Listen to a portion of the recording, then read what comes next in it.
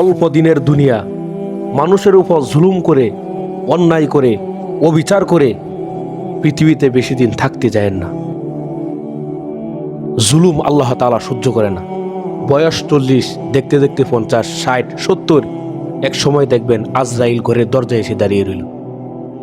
এজন্য দুনিয়াতে যতদিন বাঁচবেন মানুষের উপর জুলুম করবেন না, অন্যায় করবেন না, অবিচার করবেন না, ইনসাফের পথে থাকবেন, হকের পথে থাকবেন।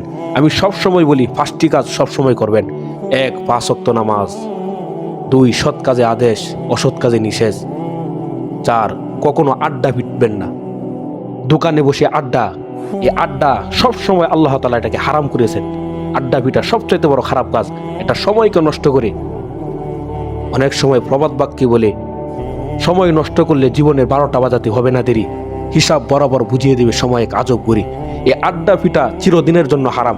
সময় নষ্ট করবেন, হারে হারে আপনার এই সময়কে, এই সময় একদিন আপনাকে কাঁদাবে, এই সময় একদিন আপনাকে আফসোস শিখাবে।